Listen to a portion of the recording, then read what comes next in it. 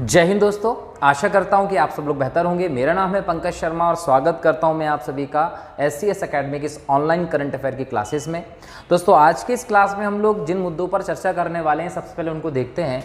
वो हैं विश्व जल दिवस। विश्व में स्वच्छ जल की उपलब्धता को लेकर जागरूकता फैलाने के लिए पूरी दुनिया 22 मार्च को जल दिवस के तौर पर सेलिब्रेट करती है, तो हम उसके बारे में जानेंगे। फिर बात करेंगे INS एंड्रोथ को लेकर, ये क्या है, इसका नाम किस आधार पर पड़ा, कहाँ इसका निर्माण किया गया और इसे क्यों बनाया गया है, इसका उद्देश्य क्या है, इस पर डिस्कस करेंगे। फिर हम बात करेंगे विश्व डाउन सिंड्रोम दिवस को लेकर। हाल ही में विश्व डाउन सिंड्रोम दिवस मनाया गया। चर्चा करेंगे कि ये डाउन सिंड्रोम होता क्या है, किस वजह से होता है और इसके क्या क्या लक्षण हमें देखने को मिलते हैं और किस प्रकार की ये बीमारी है। फिर हम बात करेंगे वसंत विषुव की। 21 मार्च को वसंत विषुव होता है, इसके बारे में डिस्कस करेंगे, क्यों होता है, क्या कारण है। क्लियर, चलिए। फिर बात करेंगे कलानिधि पुरस्कार की। कलानिधि पुरस्कार किस क्षेत्र में दिया जाता है, क्यों दिया जा रहा है और हाल ही में किसे दिया गया है, इस पर डिस्कस करेंगे। क्लियर। नेक्स्ट है विश्व गौरैया दिवस। एक ऐसी चिड़िया जो पहले आपको सामान्य रूप से घरों में, आंगन में, बालकनी में, खिड़की में सब जगह बैठी दिखती थी, इसकी चूँ चूँ हमको सुनाई देती थी, परंतु पिछले कुछ सालों से ये चिड़ैया हमें देखने को नहीं मिलती और इसे लुप्त प्राय होने का संकट भी दिख रहा है। इसके संरक्षण के लिए गौरैया दिवस मनाया जाता है, कार्यक्रम चलाए जा रहे हैं, तो इस चिड़ैया के बारे में देखेंगे। फिर बात करेंगे हर स्टार्ट के बारे में, एक स्कीम जो महिला सशक्तिकरण के लिए, महिला उद्यमियों के लिए शुरू की जा रही है, केंद्र सरकार द्वारा की गई है। फिर बात करेंगे मतुआ महोत्सव की। मतुआ महोत्सव क्या है, कैसे मनाया जा रहा है, कहाँ मनाया जा रहा है, और अंत में बात करेंगे कुटुम्बश्री और उन्नति कार्यक्रम की। तो ये सभी कार्यक्रम हैं जिनको हम लोगों को डिस्कस करना है आज के इस लेक्चर में। और अंत में हम डिस्कस करेंगे जनप्रतिनिधि अधिनियम 1951 के बारे में, क्योंकि हाल ही में कांग्रेस के पूर्व अध्यक्ष राहुल गांधी जी की सदस्यता संसद से ख़त्म कर दी गई है, जब उन्हें 2 साल की सज़ा सुनाई गई थी सूरत कोर्ट से। तो इन सभी मुद्दों पर डिस्कस करेंगे। तो चलिए शुरू करते हैं आज के इस लेक्चर को। और इस लेक्चर में सबसे पहला चैप्टर जो हम खोलने वाले हैं दोस्तों, वो चैप्टर होगा विश्व जल दिवस का। क्लियर। तो विश्व जल दिवस का चैप्टर हम लोग खोलते हैं। दोस्तों विश्व जल दिवस हर साल 22 मार्च को सेलिब्रेट किया जाता है और विश्व जल दिवस मनाने की जो घोषणा है वो संयुक्त राष्ट्र की महासभा ने 1993 में एक प्रस्ताव पारित करके की थी। महासभा प्रमुख अंग है संयुक्त राष्ट्र संघ का। संयुक्त राष्ट्र संघ की स्थापना जो है वो 24 अक्टूबर 1945 में की गई थी, जिसका उद्देश्य था तृतीय विश्व युद्ध न हो ऐसी व्यवस्था करना, सभी देशों को मिलकर इसकी स्थापना करना है। और 51 देशों के साथ ये संस्था जो है वो स्टार्ट हुई थी और आज एक बड़ी संस्था के तौर पर स्थापित है। इसी संस्था ने, महासभा ने 1993 में एक प्रस्ताव पारित करके 22 मार्च को विश्व जल दिवस के तौर पर मनाने की घोषणा की थी। विश्व जल दिवस मनाने की ज़रूरत क्या रही दोस्तों, तो याद रखिएगा, ये जो विश्व जल दिवस है वो इसलिए मनाते हैं, भले ही हम लोग कह दें कि दुनिया में 71% क्या है, पानी है, 29% क्या है, स्थल है। अब ये जो 71% पानी है, इसके होने के बाद भी हम जल दिवस मना रहे हैं। क्यों? क्योंकि हमें जल की उपलब्धता, शुद्ध जल की उपलब्धता को लेकर जागरूकता बढ़ानी है। अब इतना पानी होने के बावजूद हम शुद्ध जल की उपलब्धता को लेकर जागरूकता क्यों बढ़ाना चाहते हैं, उसका भी एक कारण है। इस पानी को अगर विभाजित किया जाए दोस्तों, तो इसका 97.5% जो होता है वो महासागरों में है, सागरों में, महासागरों में है, और ये जल खारा है, पीने योग्य नहीं है। तो 97.5% पानी को तो आप हटा दीजिए, अब बचता है आपका कितना, 2.5%। अब ये जो 2.5% इसको पुनः 2 भागों में बांट दीजिए। ये 2.5% ऐसा पानी है जिसको आप फ्रेश वाटर, मीठा पानी कह सकते हैं, पीने योग्य होता है। इसको 2 भागों में बांटेंगे, इसका 1% और इसका 1.5%। 1.5% जो है दोस्तों वो ग्लेशियर में है। अब जो ग्लेशियर है, हिमनद है, उनको तो हम तोड़ तोड़ के, पिघला पिघला के पीने से रहे, तो ये 1.5% उसके रूप में रिजर्व हो गया। बचता कितना है, 1%। अब 1% जो है वो नदियों में, तालाबों में भूमिगत जल के तौर पर उपलब्ध होता है। अब ये जो 1% जल है वो पूरी आबादी के हिसाब से हम लोगों को देखा जाता है। दुनिया की आबादी 700 करोड़ से ज़्यादा हो गई है। इस वजह से कहीं ना कहीं पानी की उपलब्धता हमें कम देखने को मिलती है। दुनिया में बहुत सारे देशों को देखा जाए, जिसमें भारत को ले लीजिए, भारत में तो फिर भी गंगा यमुना जैसी नदियां हैं जिसकी वजह से हमें पानी अभी अवेलेबल है। लेकिन अगर अफ्रीकन कंट्रीज़ में चले जाते हैं तो अफ्रीकन कंट्रीज़ में आपको ऐसी स्थिति देखने को मिलती है कि लोगों को वहाँ पर पीने का स्वच्छ जल तक उपलब्ध नहीं हो पाता। इन सभी परिस्थितियों को देखते हुए, भविष्य की स्थिति को देखते हुए इस बात को देखा गया कि स्वच्छ जल की उपलब्धता हमारे लिए कहीं ना कहीं उपलब्ध नहीं होगी भविष्य में, तो उसको देखते हुए आपको जागरूक होना पड़ेगा। आज आप स्वच्छ जल के प्रति जागरूक हैं, पानी बचाएं, जल की कीमत को समझें और इसके लिए अवेयरनेस हेतु 22 मार्च को जल दिवस मनाया जाता है। जो जल दिवस मनाता है उसके दिन सोशल मीडिया पे, फेसबुक हो, ट्विटर हो, इंस्टाग्राम हो, विभिन्न माध्यमों से आप प्रचार करते हैं, अवेयरनेस प्रोग्राम चलाते हैं, न्यूज़ चैनल हो, कहीं पर भी आप देखिए तो बहुत बड़े लेवल पर अवेयरनेस प्रोग्राम देखने को मिलते हैं और उन प्रोग्रामों में एक विषय निर्धारित किया जाता है। विषय के तहत ये जागरूकता फैलाई जाती है और हर बार विषय अलग होता है। 2023 में विश्व जल दिवस का जो थीम रहा, विषय रहा, वो था जल और स्वच्छता संकट के समाधान में तेजी लाना। तो ये इस समय इस जल दिवस की थीम थी। परीक्षाओं में क्या करते हैं, वो पूछेगा कि विश्व जल दिवस 2023 की थीम या विषय क्या था, तो आपको याद रखना पड़ेगा। अच्छा, इसके बाद ये भी पूछ सकता है कि 2022 के विश्व जल दिवस की थीम क्या थी, तो यहाँ याद रखना है भूजल अदृश्य से दृश्यमान बनाना है। तो आप कहीं ना कहीं ये थीम 2023-22 की देखते हैं। इस थीम के तहत पिछले साल जल दिवस मनाया गया था। तो ये जल दिवस जो है वो मनाया जा रहा है अवेयरनेस के लिए। अच्छा, इस बार ये थीम निश्चय करने का भी एक उद्देश्य है। अभी चल रहा है दोस्तों 2023। अगर आप 2030 तक के सतत विकास लक्ष्य की बात करें तो जो सतत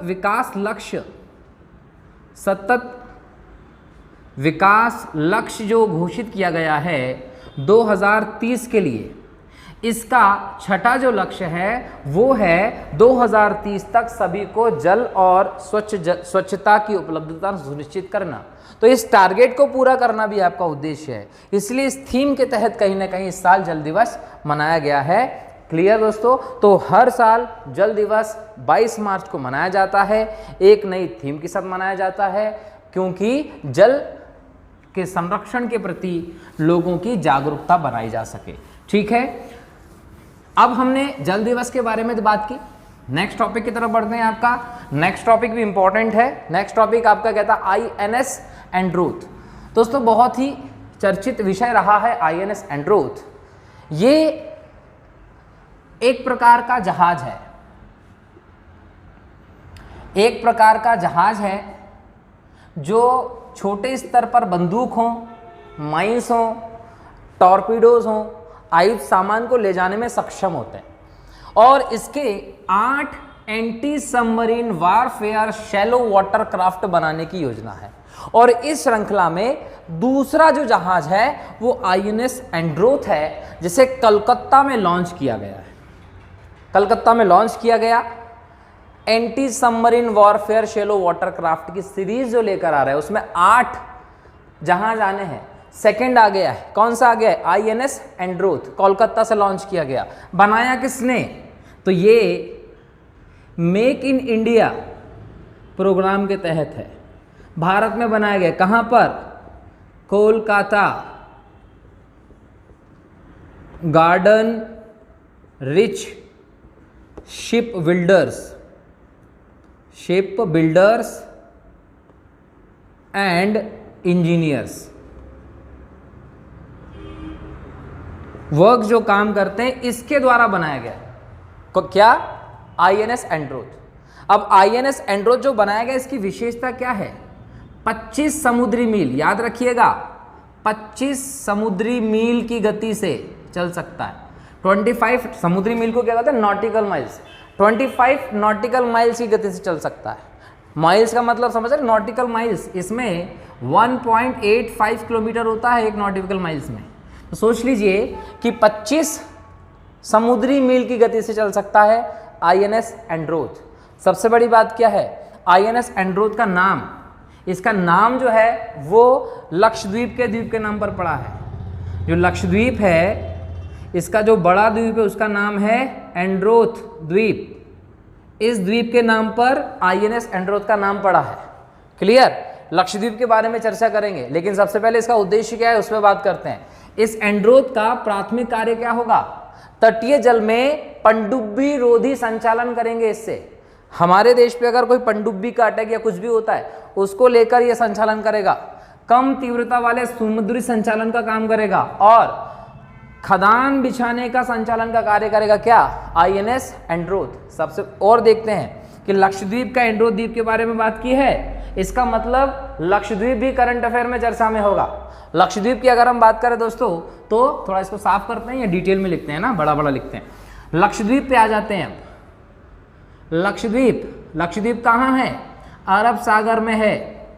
लोकेशन क्या है, अरब सागर में है। एक कैसा द्वीप है, प्रवाल द्वीप है। प्रवाल द्वीप का मतलब क्या, प्रवाल सूक्ष्मजीव होते हैं। प्रवाल क्या होते हैं, सूक्ष्मजीव होते हैं जो मूंगा की चट्टानों पर रहते हैं। क्लियर?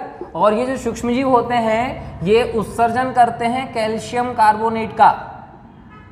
कैल्शियम कार्बोनेट का उत्सर्जन करते हैं और इनके उत्सर्जन से कैल्शियम कार्बोनेट CaCO3 इसका जमाव हो जाता है। जब लगातार कैल्शियम कार्बोनेट चूने का जमाव होता है, उसके जमा होने से एक दीवार जैसी आकृति बन जाती है जिसको बोला जाता है भित्ति।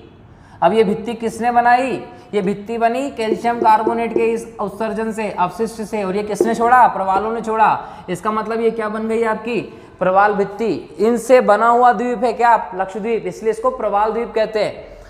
अब लक्षद्वीप जो प्रवाल द्वीप है ये एक अरब सागर का स्थित भारत का प्रवाल द्वीप जो है, ये इसकी राजधानी कवारत्ती है। कवारत्ती इसकी राजधानी है, याद रखेंगे कि कवारत्ती इसकी राजधानी है। केरल से 400 किलोमीटर दूर है और केरल का जो हाई कोर्ट है उसके अंतर्गत आता है लक्षद्वीप। तीसरी बात करें तो लक्षद्वीप की जो पॉपुलेशन है उसका 90% एससी समुदाय है और जो बचता है वो मुस्लिम समुदाय रहता है। तो यहाँ पर जनसंख्या में मुस्लिम लोगों की आबादी बहुत ज़्यादा है।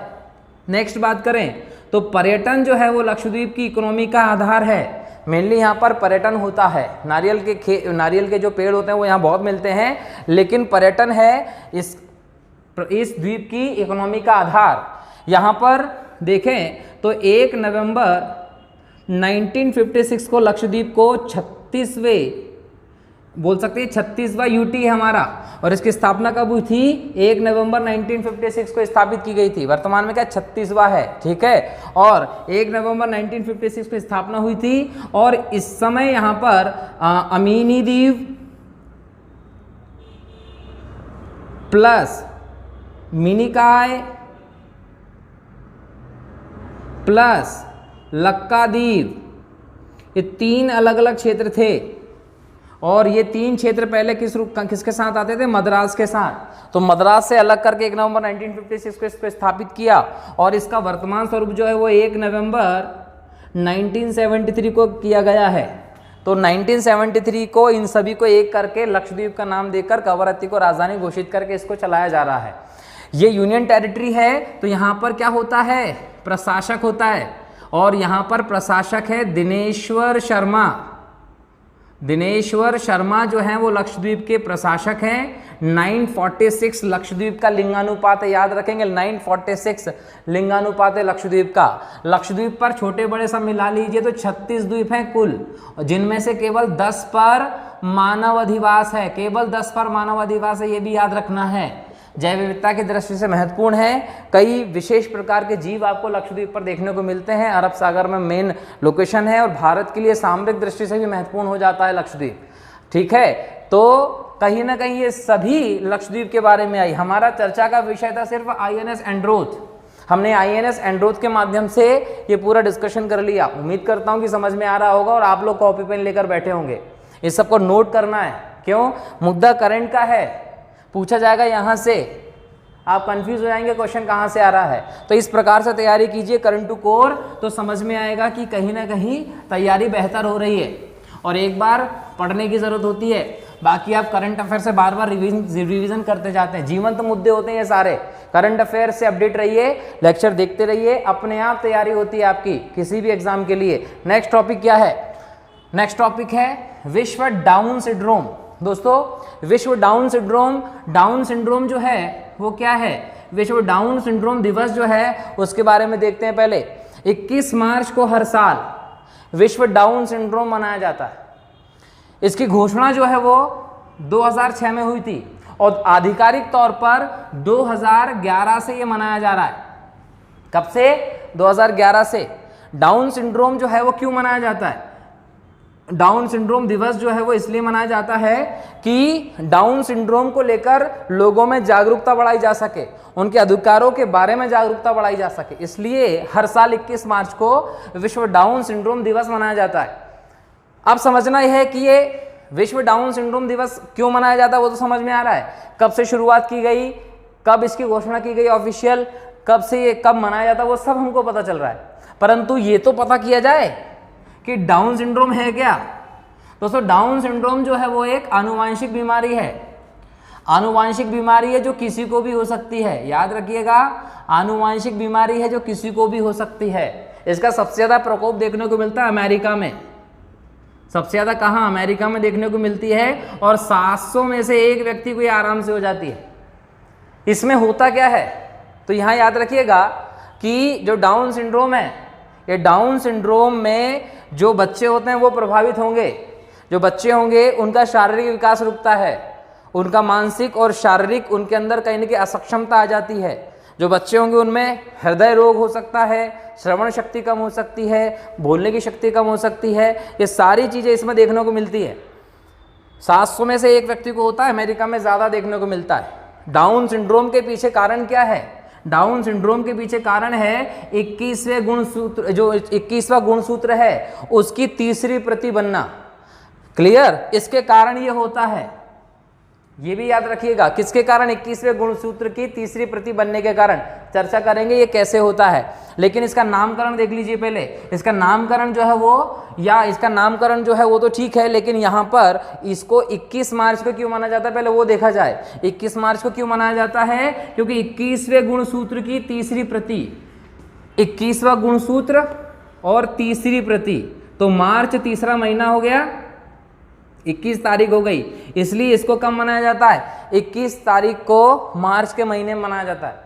तो इसलिए 21 मार्च को विश्व डाउन सिंड्रोम दिवस घोषित किया गया है। अब ये सोचो कि 21वें गुणसूत्र की तीसरी प्रति मतलब कैसे? तो समझिए, आप जब प्रजनन की बात करते हैं, रिप्रोडक्शन की बात करते हैं, इसमें गुणसूत्र जो होते हैं उनका ट्रांसफर होता है। गुणसूत्र कितने? 46।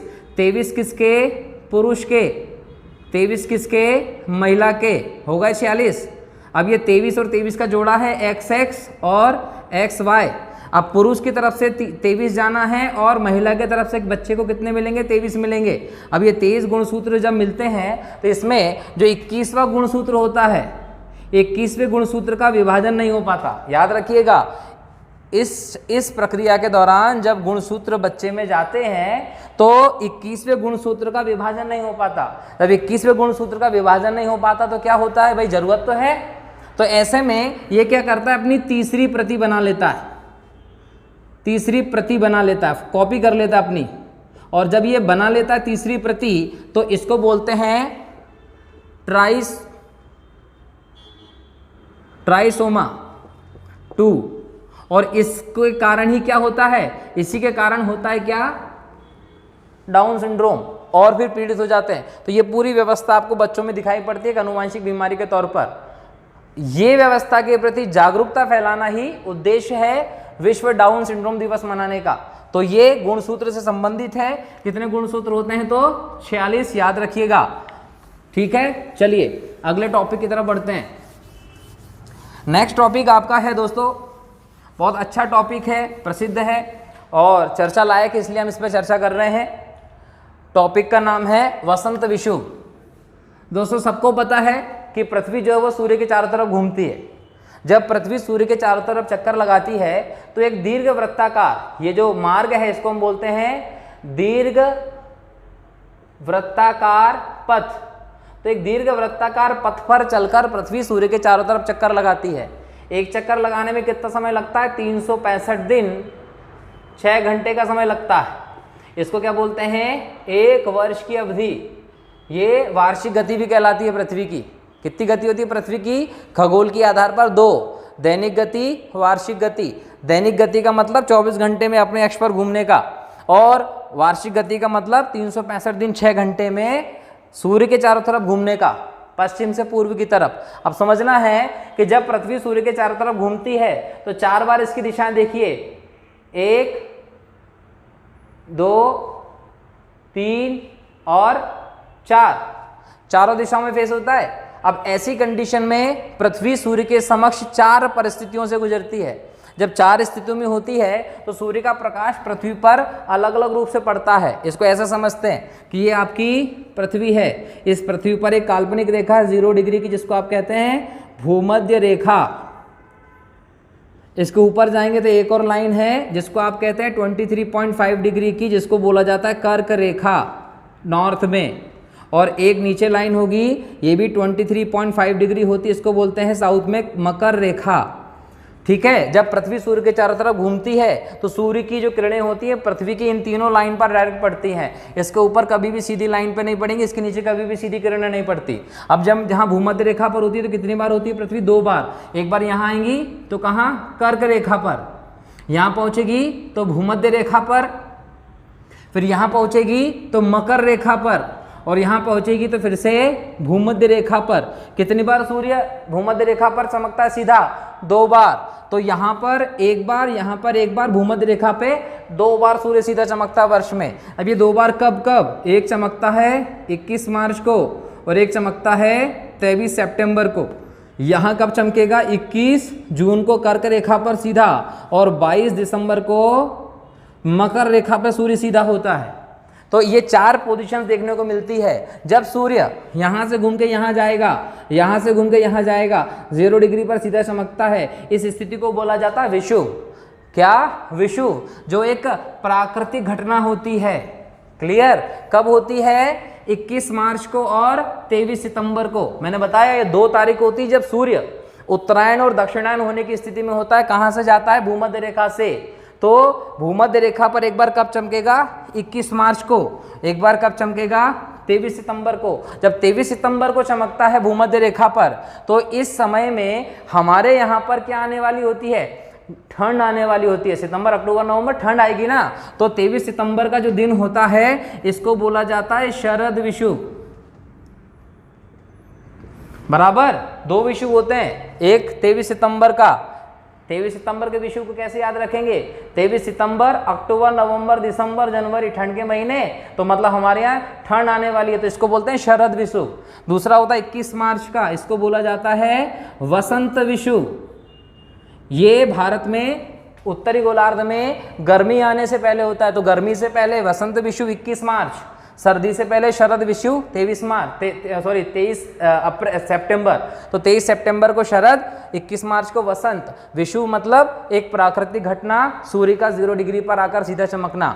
जब सूर्य 0 डिग्री पर सीधा चमकता है तो सभी जगह, याद रखिएगा, सभी जगह दिन रात बराबर होते हैं। दिन रात बराबर होने का मतलब क्या? 12 घंटे का दिन होगा और 12 घंटे की रात होती है। तो ये स्थिति किस दिन होती है? विषुव के दिन। तो अभी हाल ही में 21 मार्च गुजरा है ना, 21 मार्च के दिन वसंत विषुव था, इसलिए चर्चा में रहा, इसलिए हम लोगों ने इसको चर्चा किया है। तो याद रखिएगा कि पृथ्वी की खगोल की गतियों में दैनिक गति और वार्षिक गति होती है। वार्षिक गति जब पृथ्वी करती है तो 4 परिस्थितियों में होती है, और इस वजह से ही कहीं न कहीं घूर्णन के चलते विषुव की स्थिति बनती है जब सूर्य भूमध्य रेखा पर सीधे 2 बार चमकता है। ठीक है, नेक्स्ट टॉपिक पे जाते हैं। नेक्स्ट टॉपिक है कलानिधि पुरस्कार 2023। दोस्तों, कलानिधि पुरस्कार जो है वो कर्नाटक से संबंधित है।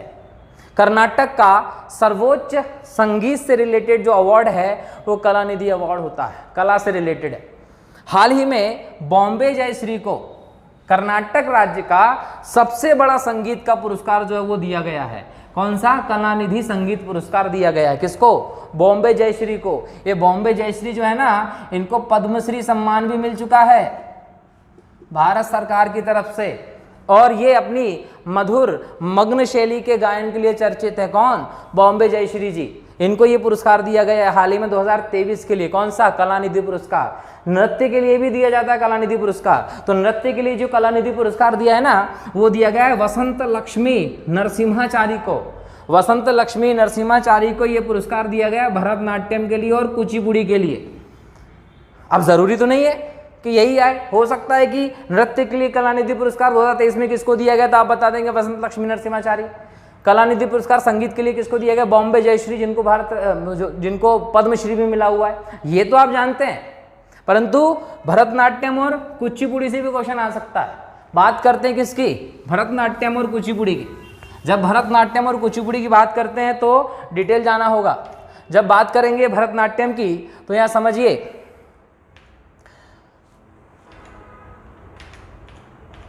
जब बात करेंगे भरतनाट्यम की दोस्तों, तो याद रखेंगे कि भरतनाट्यम जो है वो तमिलनाडु राज्य का नृत्य है, और इसमें 3 उंगलियों से कखामुख आकृति बनाई जाती है। ये जो आकृति बनाई जाती है, मुद्रा बनाई जाती है उंगलियों से, जिसके माध्यम से, कितने उंगलियों से? 3 उंगलियों से बनाई जाती है। और ये जो 3 उंगलियों से बनाने वाली आकृति है, इसमें ओम बनाया जाता है। क्लियर? ये जो भरतनाट्यम है, ये कखामुख आकृति इसके अंतर्गत चलती है, तमिलनाडु का नृत्य है। इसी प्रकार से आप देखते हैं किसको? कुचिपुड़ी को। अगर हम कुचिपुड़ी की बात करें दोस्तों, तो याद रखिएगा कुचिपुड़ी आंध्र प्रदेश का नृत्य है। कहाँ का? आंध्र प्रदेश का। और आंध्र प्रदेश के कुचेलपुरम गांव में ये फेमस रहा है, इसलिए इसका नाम कुचिपुड़ी पड़ा, आंध्र प्रदेश का है। यामिनी कृष्णमूर्ति, राधा रेड्डी, भावना रेड्डी, यामिनी रेड्डी, ये इसके प्रमुख कलाकार हैं। याद रखिएगा, यामिनी कृष्णमूर्ति जो है ना, वो भरतनाट्यम की भी कलाकार हैं। ये भरतनाट्यम के लिए भी जाने जाती हैं। तो ये आप लोगों को ध्यान रखना है क्या, कि भरतनाट्यम और कुचिपुड़ी, भरतनाट्यम तमिलनाडु का और कुचिपुड़ी आंध्र प्रदेश का है। ठीक है। भरतनाट्यम में जब बात करते हैं दोस्तों, तो याद रखिएगा तांडव और लास्य, ये दोनों जो भाव हैं, ये भाव नृत्य में आप लोगों को दिखाई पड़ते हैं। तांडव जो होता है उसका मतलब होता है शिव, और लास्य में पार्वती। तो लास्य और तांडव दोनों ही भाव आपको भरतनाट्यम में देखने को मिलते हैं। भरतनाट्यम को अग्नि नृत्य भी कहते हैं। अग्नि नृत्य किसको कहते हैं? तो याद रखिएगा भरतनाट्यम को।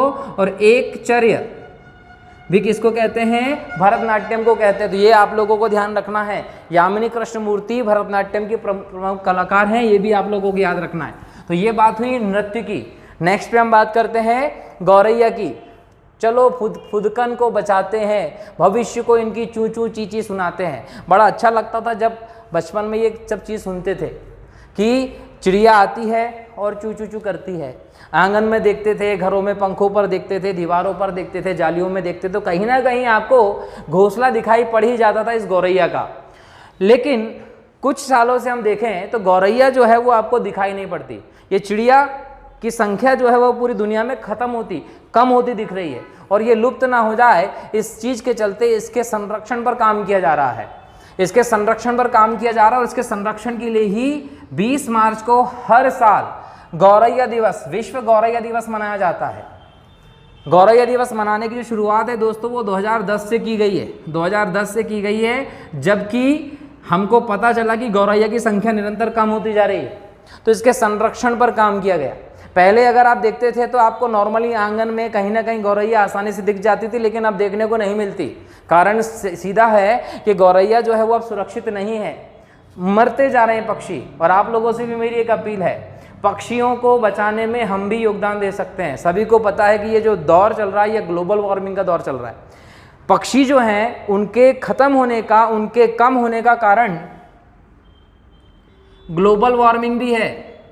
ये ग्लोबल वार्मिंग जो है वो किसकी देन है? मनुष्यों का इसमें महत्वपूर्ण योगदान है। प्रदूषण मनुष्यों का योगदान है। मोबाइल टावर ये कहीं ना कहीं आप लगाते हैं मनुष्य, इसके अलावा हम बात करें तो ये सारी गतिविधियां जो हैं वो कहीं ना कहीं पक्षियों के खत्म होने के पीछे कारण है, उनके कम होने के पीछे कारण है, गौरैया के पीछे भी यही कारण है। ग्लोबल वार्मिंग होता जा रहा है। मेरी खास अपील है कि आप लोग आपके घर के बाहर एक मटका या किसी भी बर्तन में पानी अवश्य लटकाएं, ताकि आपके एरिया से कोई पक्षी गुजरता है, आसपास आता है, तो उसको वहाँ पीने को पानी मिल जाए। एक्चुअल में होता ये कि शीत ऋतु, वर्षा ऋतु में तो पानी आसानी से अवेलेबल हो जाता है, परंतु ग्रीष्म ऋतु आते आते पानी के सभी स्रोत सूख जाते हैं। जब पानी के सभी स्रोत सूख जाते हैं तो ऐसे में इन पक्षियों को पानी नहीं मिलता, तो इस वजह से इनकी मृत्यु हो जाती है। तो ये ज़रूरी है कि हम भी योगदान दें इनको बचाने में। इसलिए कोशिश कीजिए सभी लोग अपने घर के बाहर एक बर्तन में किसी भी रूप में पानी ज़रूर रखें, ताकि पक्षियों को पानी अवेलेबल हो पाए। पुण्य का काम है, सभी को करना चाहिए।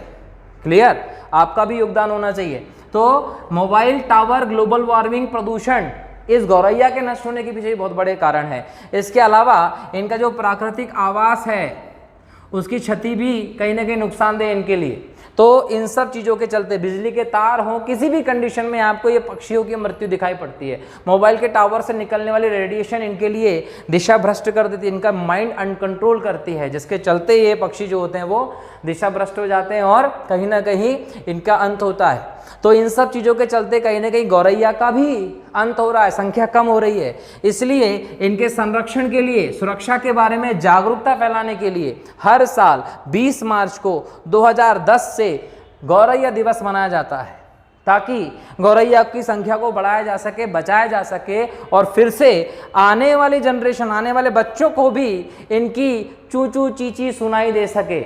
एक अलग प्रकार का साउंड प्रोड्यूस होता है, मन को शांति देता है। कहीं ना कहीं गौरैया आपके लिए ज़रूरी है, आपके घरों के लिए ज़रूरी है। इसका जैव विविधता की दृष्टि से महत्व है, इसको बचाना बहुत ज़रूरी है। गौरैया दिवस बनाने का जो आइडिया है वो the nature forever society of India और फ्रांस के इको SIS एक्शन फाउंडेशन, ये दो फाउंडेशन थे इंडिया और फ्रांस के, जिन्होंने गौरैया दिवस मनाने का विचार रखा, इसके महत्व को बताया, खत्म होने के कारण को बताया, और तब से हर साल गौरैया दिवस मनाया जा रहा है इनके प्रभाव से। और कहीं ना कहीं गौरैया के संरक्षण पर भी काम किया जा रहा है। आज लोग जागरूक हो रहे हैं कहीं ना कहीं। क्लियर? चलिए नेक्स्ट टॉपिक है आपका हर स्टार्ट। दोस्तों, भारत में महिलाओं के सशक्तिकरण का एक योजना है, भारत सरकार के द्वारा चलाई जा रही स्टार्टअप की योजना है। कहीं ना कहीं महिलाओं के नेतृत्व वाले स्टार्टअप जो हैं उनको हर स्टार्ट प्लेटफॉर्म दिया जा रहा है, एक मंच दिया जा रहा है, जिसके तहत 1 वर्ष तक के लिए 20,000 रुपये मासिक भत्ते की घोषणा की जा रही है। ये एक महिलाओं उद्यमियों के लिए नवाचार और स्टार्टअप का एक मंच है, ताकि उनको इसके लिए प्रयास किया जाए, बढ़ावा दिया जाए। निजी उद्योग सरकारी उद्योग से जुड़ने में ये मदद करता है इनको। तो ऐसा प्लेटफॉर्म दिया गया, इसमें ज़्यादा चर्चा नहीं करना है, केवल एग्जाम में जब क्वेश्चन आता है कि हर स्टार्ट क्या है, तो महिला उद्यमियों के लिए एक प्रकार का मंच प्रदान करता है। ठीक, नेक्स्ट है आपका मतुआ महामेला। दोस्तों, मतुआ महामेला जो है उसका संबंध जो है वो बंगाल से है। बंगाल जो है यहाँ पर हाल ही में मतुआ महामेला का आयोजन किया जा रहा है। मतुआ महामेला जो आयोजन किया जा रहा है, ये क्यों आयोजन किया जा रहा है? क्योंकि श्री श्री हरिचंद ठाकुर की ये 212वीं जयंती है। और ये मतुआ संप्रदाय जो बंगाल का है, जो बांग्लादेश में भी मिलता है, उसके संस्थापक थे। मतुआ संप्रदाय जो है वो 1860 से सामाजिक और धार्मिक सुधार कार्यक्रम के तौर पर कार्यक्रम जो था वो शुरू किया गया था 1860 में। और श्री श्री हरिचंद ठाकुर ने वैष्णव हिंदू धर्म, याद रखिएगा, वैष्णव हिंदू धर्म जो होता है इसी की एक संप्रदाय के तौर पर इसकी स्थापना की थी। और इसका जो संप्रदाय था उसको मतुआ संप्रदाय कहा गया था। ये भी ध्यान रखिएगा कि हरिचंद ठाकुर जो थे वो ST कम्युनिटी से बिलोंग करते थे। उन्होंने मतुआ को हिंदू वैष्णव धर्म जो उसकी एक संप्रदाय के तौर पर स्थापित किया। ये 1860 में सामाजिक धार्मिक सुधार कार्यक्रम के तहत किया गया था।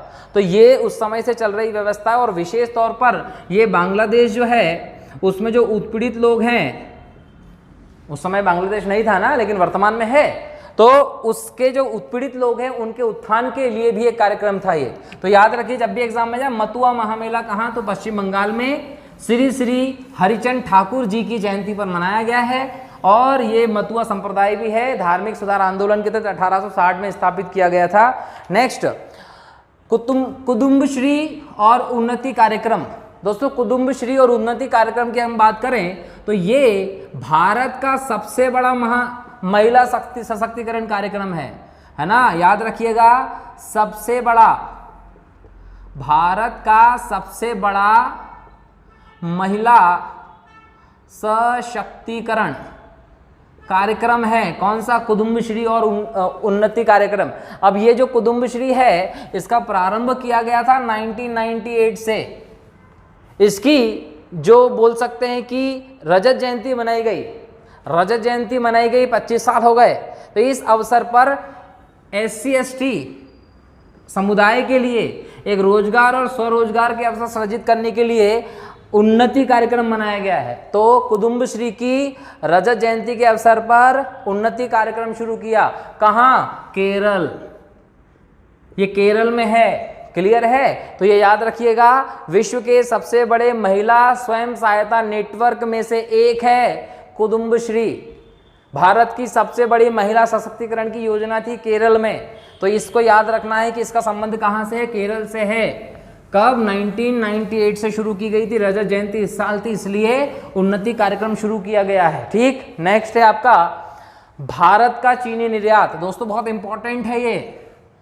भारत जो है वो पिछले 5 वर्षों में, पिछले 5 वर्ष अगर जाएंगे तो पहले आप मामूली रूप से चीनी निर्यातक थे। ये भी समझ में नहीं आता था कि कौन सा नंबर के चीनी निर्यातक देश है आप। लेकिन 5 साल में भारत ने चीनी के निर्यात में बहुत तेजी से ग्रोथ की है। 2017-18 की बात करें तो 810.9 मिलियन अमेरिकी डॉलर निर्यात करते थे हम चीनी, शुगर। और 2021-22 के वर्ष में ये 4.6 बिलियन अमेरिकी डॉलर हो गया है। मतलब सोचिए कि कितनी तेजी से इसमें निर्यात में वृद्धि की गई है। तो ये कहीं ना कहीं सरकार की विगत योजनाओं, देश में गन्ने के उत्पादन, चीनी उत्पादक में मजदूरों, किसानों सबकी मेहनत का परिणाम है। और भारत आज ब्राजील के बाद दुनिया में दूसरा चीनी निर्यातक देश है बड़ा। तो ये याद रखिएगा। और ये भी बोला जाता है कि वर्तमान वित्त वर्ष कौन सा चल रहा है, 2023-24 का वित्त वर्ष। इस वित्त वर्ष में ये बढ़कर 5.5 अरब डॉलर तक पहुंच जाएगा। मतलब चीनी निर्यात उद्योग बहुत तेजी से ग्रो कर रहा है। अब चीनी उद्योग की हम बात करें तो 1840 में बिहार में कहीं ना कहीं ये आ गया था। 1903 में प्रतापपुरा यूपी में कारखाना स्थापित किया गया था चीनी का। और तब से चीनी उद्योग भारत में है। आज़ादी के पहले कोई खास तरक्की नहीं हुई। अंग्रेजों ने हमारे किसी भी इंडस्ट्री को अच्छी तरीके से ग्रो नहीं होने दिया। लेकिन आज़ादी के बाद इस क्षेत्र में आपको वृद्धि देखने को मिलती है। भारत की चीनी उद्योग को आप 2 भागों में बांट लीजिए, उत्तर में अलग और दक्षिण में अलग। अगर आप उत्तर में जाते हैं तो पंजाब, यूपी, बंगाल, आप चले जाइए बिहार, हरियाणा का क्षेत्र जो होता है वो आ जाएगा। दक्षिण में जाएंगे तो महाराष्ट्र, आंध्र प्रदेश, तमिलनाडु, कर्नाटक, ये क्षेत्र प्रसिद्ध हैं। तो इन राज्यों में चीनी का उद्योग लगाया जा रहा है। और वर्तमान में ये देखा जा रहा है कि चीनी उद्योग जो है वो दक्षिण की तरफ मूव करता जा रहा है। ये कारण इसके अलग है, समझना है। लेकिन महाराष्ट्र, आंध्र प्रदेश, तमिलनाडु ये दक्षिण में और ये उत्तर में, ये दोनों प्रकार से आपका चीनी उद्योग हो रहा है। अब यहाँ देखिए सबसे ज़्यादा योगदान किसका, यूपी का। सबसे ज़्यादा गन्ने की खेती और ये सब चीज़ें इधर होती हैं। दक्षिण भारत का जो एटमॉस्फेयर है वो समुद्री निकटता के कारण आर्द्र है। तो यहाँ पर भी गन्ने की खेती बहुत तेजी से विकसित हो रही है। तो यहाँ पर भी इसको आप विकास के तौर पर देखते हो। क्लियर। एक्चुअल में जो चीनी उद्योग है, ये चीनी उद्योग एक भार ह्रास उद्योग है। इसमें कच्चा माल होता है आपका गन्ना, और गन्ना जो होता है ये धूप में सूखता है। इसका रस सूर्य भगवान पी जाते हैं। इसका मतलब ये कि तुरंत गन्ना खेत से काटिए और तुरंत मिल में ले जाइए, रस निकालिए, चीनी निर्माण में योगदान दीजिए। ये काम होता है। आप ये नहीं कर सकते कि एक क्षेत्र से दूसरी क्षेत्र की तरफ गन्ने का निर्यात कर दे, रास्ते में अगर 2 दिन लग गए ट्रांसपोर्ट में तो गन्ना कितना हल्का हो जाना है, इसका मतलब भार ह्रास उद्योग है, कृषि आधारित उद्योग है, गन्ने पर डिपेंड करता है ये उद्योग। तो जिस क्षेत्र में गन्ने की कृषि ज़्यादा होती है, जहाँ पर उसकी संभावना ज़्यादा होती है, वहाँ पर ये उद्योग बेहतर हो सकता है।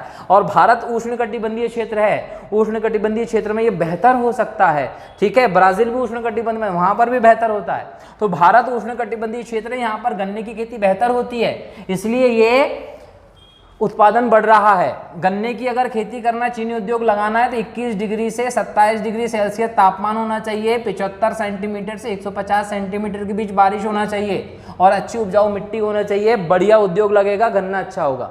तो ये व्यवस्था आपको देखने को मिलती है चीनी निर्यात में, जो भारत में बेहतर है। भारत दुनिया में दूसरे स्थान पर आ गया है, किसके? चीनी के निर्यात के मामले में। इसके अलावा भारत चीनी का बड़ा उपभोक्ता भी है, मतलब बहुत सारी शक्कर तो हम लोग ही खा जाते हैं। जब तक चाय में मीठी शक्कर, मिठास ना हो जाए, तब तक आपको चाय अच्छी नहीं लगेगी।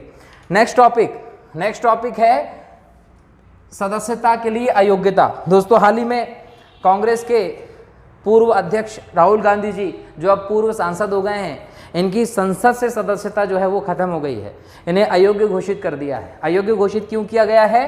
कारण है कि सूरत कोर्ट जो है, सूरत की ट्रायल कोर्ट जो है, इसने इन्हें मानहानि केस में 2 साल की सजा सुना दी। अब 2 साल की सजा हो गई तो ये नियम हो गया जनप्रतिनिधि अधिनियम के तहत, और इसके तहत ये अयोग्य हो गए हैं संसद की सदस्यता से। अब यहाँ पर अयोग्यता हो गई है और अयोग्य हो गए, साथ ही साथ 2 साल तो ये प्लस 2 साल की सजा के बाद 6 वर्ष आप चुनाव भी नहीं लड़ सकते। मतलब अब इनके 8 साल प्रतिबंध की स्थिति हो गई है।